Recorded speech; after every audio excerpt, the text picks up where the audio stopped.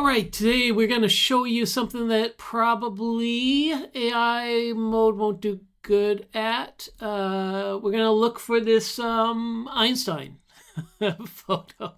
Let's see how this goes. Here's what's happened before. When I've done this before with AI mode, it actually tells me it's the famous Einstein picture of him sticking out his quote. Yeah, so here's the thing here. It says, the iconic photograph of Einstein sticking out his tongue was taken by photographer Arthur Sass. Now, the truth is, if you look at this really carefully, you'll see that it never says this is the iconic photograph, right? But it gives that impression. It is good as says it, right? And clearly it's not. The photograph that it's talking about is right here. It looks like that. I think you can see, I think most people here can see that this is clearly not this, that these are two different things. This is a very fun, spontaneous photograph from I think the 1950s. Is that correct? The 1951.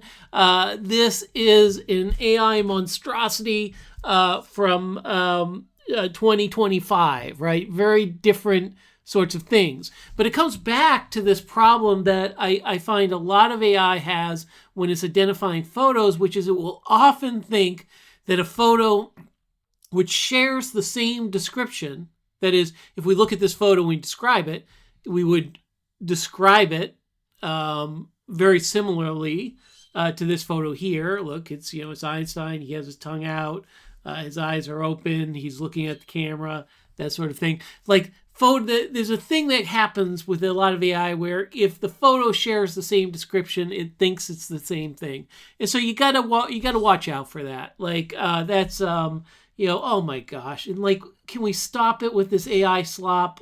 Honestly, why do we need all these fake Einstein photos? And if you're gonna do them, could you at least do ones that don't look like a reanimated corpse? Okay, that's enough of my judgment.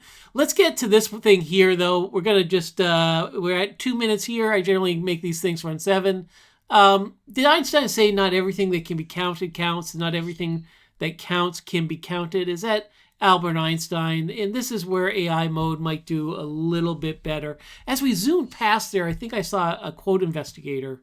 Yeah, look at this. Quote origin.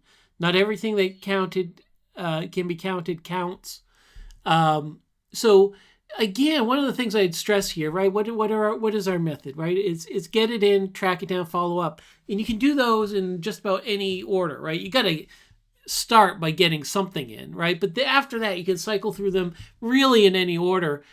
In this case here, I know quote investigator, so I might just go and track it down, right?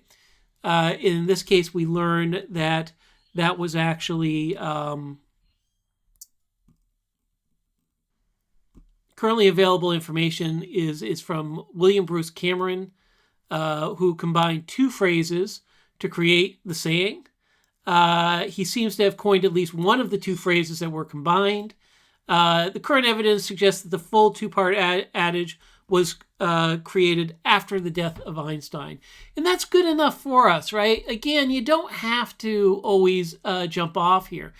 Now, people will say, well, what's the point here? What's the point of going to AI in the first place? Well, I mean, part of the point is that maybe you're not me. Maybe you don't have an encyclopedic knowledge of which of these sources are good, right?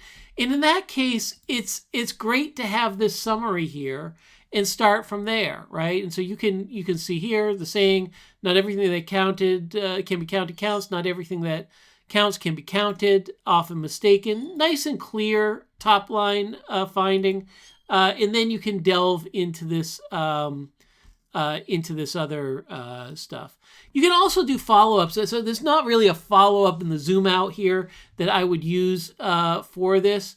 I might say, were there any real quotes by Einstein that were similar, right?